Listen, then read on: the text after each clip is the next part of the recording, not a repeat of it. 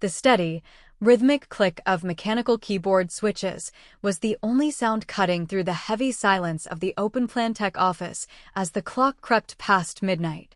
Outside the towering floor-to-ceiling glass windows, the Seattle skyline was a blurred tapestry of neon lights reflecting off the rain-slicked pavement of the South Lake Union District. For 3 continuous years, this hyper-competitive, high-stakes environment had been my absolute reality, a demanding corporate arena where I routinely logged 60-hour workweeks as a senior software engineer.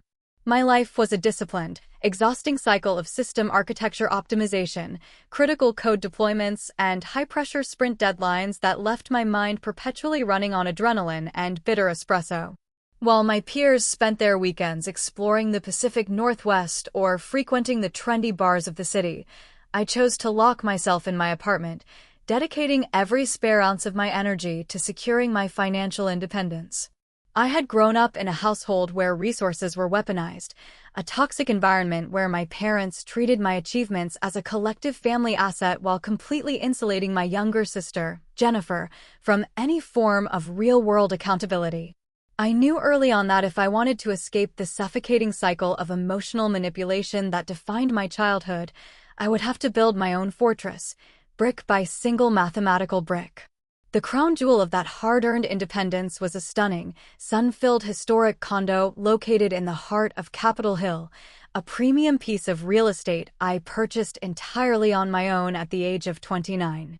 It was a sanctuary of exposed brick, rich dark oak floors, and massive industrial windows that looked out over the quiet, tree-lined streets of one of the city's most coveted neighborhoods.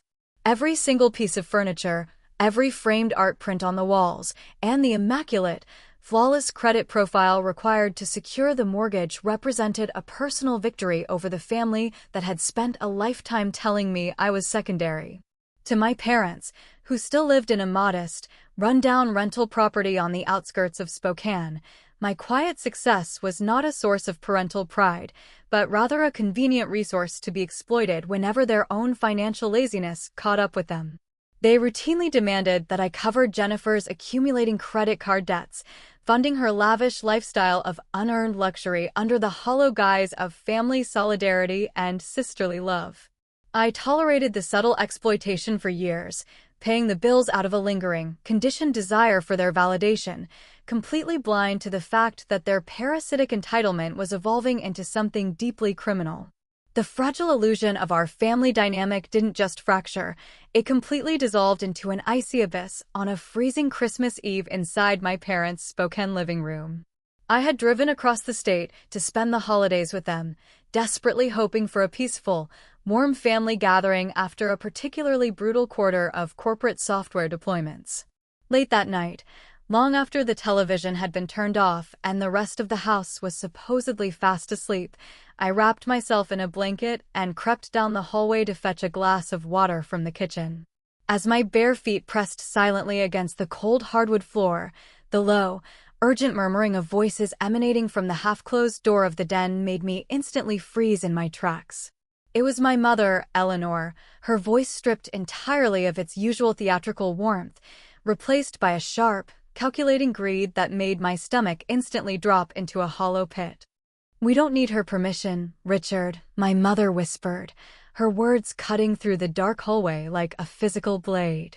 "Jennifer's husband just accepted that new logistics contract in Seattle, and they cannot afford the current rental market over there. Nicole's Capitol Hill condo is easily worth $4,000 a month on the open market, and she's barely even there anyway because of her ridiculous corporate tech shifts. Jennifer can move her entire family into that space by the end of next month, and we've already drafted the long-term lease agreement using a digital copy of Nicole's signature from the old student loan papers." My father, Richard, let out a slow, gravelly chuckle, a sound that sent a wave of pure, white-hot fury rushing through my veins.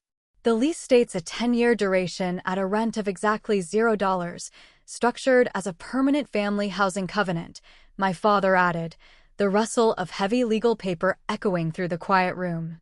"By the time Nicole realizes what happened and tries to hire a lawyer, the tenant protection laws in Seattle will prevent her from executing an immediate eviction." She won't dare make a public scene or involve the police because she's too terrified of destroying her pristine corporate reputation at her fancy tech firm. Jennifer jumped into the conversation, her tone dripping with the unearned arrogance that my parents had nurtured in her since the day she was born.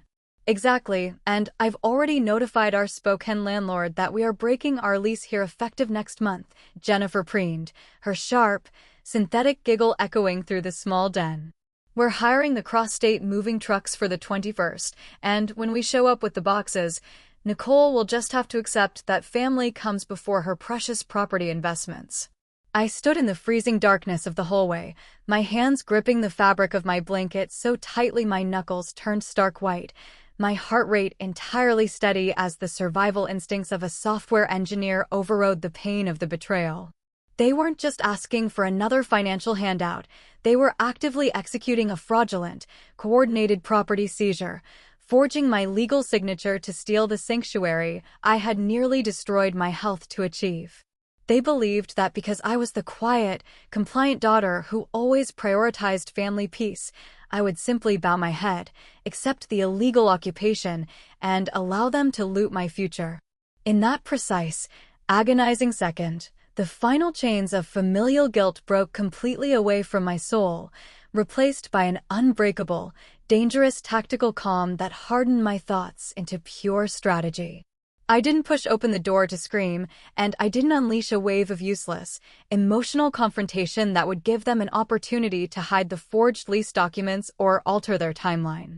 Instead, I quietly turned around, walked back down the dark hallway to my guest bedroom, and opened my corporate laptop under the dim light of the desk lamp. The battle lines were officially drawn before the sun had even fully risen on Christmas morning, and I was going to ensure that their unyielding greed became the exact instrument of their own destruction. When I walked into the kitchen the next morning, I wore a flawless, serene smile, completely masking the icy calculation running through my analytical mind. I sat at the breakfast table, listening quietly as my mother launched into a long, manipulative speech about how stressful the moving process was going to be for poor Jennifer and her children. I looked directly at my sister, my voice carrying a smooth, synthetic warmth as I offered the ultimate bait for their trap.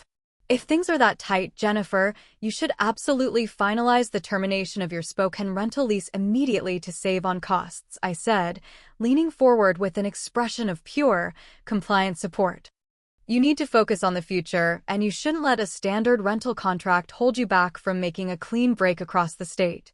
Jennifer's eyes lit up with a blinding greed, her head snapping toward our mother as they exchanged a subtle, triumphant glance that told me they believed their engineered manipulation had completely broken my spirit. Thank you, Nicole. I knew you'd understand how important it is for us to stick together as a family, Jennifer preened, completely unaware that she had just signed the warrant for her own financial ruin. The moment the holiday weekend ended, I drove back across the mountains to Seattle, the driving rain beating violently against my windshield as I initiated a cold, ruthless corporate counterstrike. I didn't contact a standard real estate agent.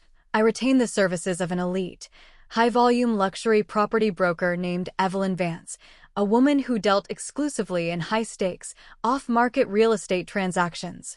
I walked into her downtown office, laid the clean title deeds of my Capitol Hill condo on the mahogany desk, and stated my conditions with a clinical, unyielding precision.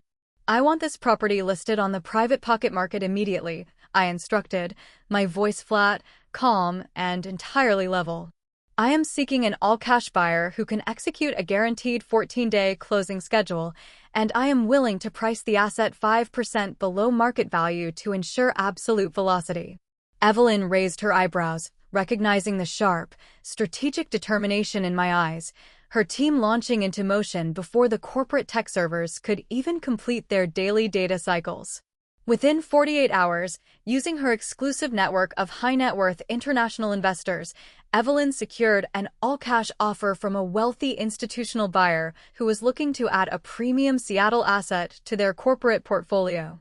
The closing contract was structured with an absolute, ironclad 14-day deadline, backed by a massive non-refundable cash deposit that left absolutely no room for negotiation or delay. While the legal machinery of the sale was moving behind closed doors, I began the meticulous, silent process of erasing my physical existence from the Capitol Hill condo. I didn't hire local moving companies that would leave public digital tracks or park massive vans outside the building during daylight hours. Instead, I retained a discreet, specialized white-glove relocation service, scheduling the entire pack-and-move sequence to occur over a single, highly coordinated weekend. I packed my life into uniform cardboard boxes, transferring my high-end furniture, my private professional files, and my personal belongings into a high-security, climate-controlled storage facility registered under a private corporate LLC I had established weeks prior. I meticulously scrubbed every trace of my residency from the condo, repairing the minor scuffs on the walls and cleaning the dark oak floors until they gleamed like polished glass under the industrial windows. I deactivated the smart home automation systems, transferred the utility accounts back to the building's primary corporate grid, and handed the executive electronic keys directly to the new wealthy owners during a private closing meeting on the morning of the 20th. The transition was absolute, seamless, and completely invisible. On paper, the Capitol Hill condo no longer belonged to Nicole Bennett. It was the private property of a powerful real estate holding trust that brooked absolutely no tolerance for illegal tenants. I systematically vanished from my family's grid, changing my personal phone number, routing my professional tech corporate emails through a secure encryption proxy, and updating my banking credentials behind multi-layered security walls. I left absolutely nothing behind but an empty apartment, an ironclad transfer of title, and a massive cash balance resting securely in a private investment portfolio they would never be able to touch. The dramatic climax of the property entitlement drama unfolded on the morning of the 21st, a crisp, freezing day that marked the exact arrival of Jennifer's cross-state moving trucks. I was sitting in a high-end espresso boutique in downtown Chicago, having quietly relocated for a prestigious, remote executive engineering director role that my firm had offered me weeks earlier. Beside my cup of coffee sat my old smartphone, the device connected to a temporary logging network that recorded incoming notifications without allowing the calls to actually breach my peace of mind. At precisely 9 o'clock in the morning, the digital dashboard on my laptop screen began to light up continuously, a frantic, chaotic avalanche of missed calls beginning to stream into the logging interface. The cross-state moving trucks had officially pulled up to the historic building on Capitol Hill, and my family was currently standing on the sidewalk, completely buried under a mountain of cardboard boxes. The first voicemail from my mother was a wave of pure, aggressive entitlement, her voice booming through the digital transcription with an unyielding authority that had once controlled my childhood. "Nicole, where the hell are you?" Eleanor screamed into the receiver, her breath sounding heavily through the speaker. "Jennifer's moving crew is trying to bring the heavy oak dresser up the stairs, but your electronic access codes aren't working. Answer your phone immediately and come down to open the security gate. We have been standing in the freezing rain for 30 minutes and the truck drivers are threatening to charge us double for the delay." 10 minutes later, the tone of the messages violently shifted from arrogant frustration into a raw, frantic panic as they attempted to force their way into the building. "Nicole, answer me right now." My father's gravelly voice roared through the next logging cycle. "We used the key we cut from your old set, but the lock has been completely replaced with a commercial security system. There is a strange corporate notice taped to the door listing an institutional real estate holding trust. What is the meaning of this? Stop playing these pathetic, childish games and call us back immediately." The notifications began to stack up hour by hour, a desperate, chaotic timeline of a family realizing that the safety net they had spent a lifetime exploiting had completely vanished from beneath their feet. The true, spectacular collapse of their criminal conspiracy occurred at precisely 11:15, when the $98,000 cross-state moving truck was fully unloaded onto the public sidewalk. Jennifer and my father had aggressively pushed past the building's resident concierge, using their forged 10-year lease agreement to demand immediate physical access to the premier top-floor suite. But the door didn't open to reveal a compliant, quiet daughter covered in corporate tech guilt. It swung open to reveal the senior legal counsel and executive private security guards of the new wealthy owners. The institutional investors had spent the morning finalizing the installation of their high-end corporate art collection, and they did not look at my family with confusion or sympathy. They looked at them like common, low-level urban trespassers who were actively disrupting a private multi-million-dollar corporate asset. When my father proudly brandished the forged lease agreement, shouting that they had a legal family right to occupy the real estate for free, the new owner's attorney didn't engage in an emotional debate. He calmly pulled out his phone, dialed the priority line of the Seattle Police Department, and reported a group of aggressive, non-compliant individuals attempting to execute a fraudulent property takeover. Within less than 15 minutes, 3 marked police cruisers pulled up to the curb of the Capitol Hill building, their sirens echoing loudly across the quiet, tree-lined streets. The uniform officers walked into the historic lobby, completely ignoring my mother's weaponized, weeping accounts of family estrangement and cold-hearted daughters. They reviewed the official, certified title deeds presented by the trust attorneys, documents that proved with absolute legal certainty that the property had been sold and settled days prior. The forged lease agreement my family had spent weeks drafting was exposed right there on the marble floor as a worthless, criminal piece of paper that carried a substantial penalty for identity forgery. The police officers issued an absolute, non-negotiable ultimatum, forcing the moving crew to immediately reloading the boxes onto the trucks while my family watched in absolute, crushing public humiliation. They were legally escorted off the premium Capitol Hill property in front of the entire neighborhood, left stranded on the rain-slicked streets of a city they couldn't afford, with absolutely nowhere to go. Because Jennifer had already broken her spoken rental lease to save on costs under my compliant encouragement, they returned across the mountains to find themselves entirely homeless. They were forced to downsize from their comfortable illusions of high society grandeur, moving into a cramped, run-down 2-bedroom motel on the industrial outskirts of town. The 79 frantic missed calls resting on my logging interface were a magnificent, silent testament to the absolute perfection of the corporate counterstrike. The pacing of the narrative slowed down beautifully over the subsequent months, allowing me to thoroughly enjoy the deep, unyielding serenity of the life I had built away from their malice. I allowed my attorney to handle the final legal communications, routing a single, certified legal warning to my parents' temporary address to seal the finality of my detachment. The letter explicitly stated that any future attempt to contact my person, my firm, or my professional network would result in the immediate deployment of civil fraud lawsuits and criminal forgery charges with the state prosecutor. They never replied to the letter, their toxic voices completely silenced by the terrifying realization that they no longer possessed any leverage over my life. 2 years passed in a beautiful, uninterrupted current of pure professional triumph, immense wealth, and an unshakable personal happiness. I built a highly successful lifestyle in my new eastern city, my remote engineering director role allowing me to design advanced systems from a place of complete peace and absolute autonomy. The ultimate validation of my journey arrived on a warm spring evening inside a stunning, sun-filled brownstone that I had purchased alongside my fiancé, Alex. Alex was a man of immense intellect and genuine integrity, a partner who celebrated my brilliant mind and respected my boundaries without ever viewing my success as a collective resource.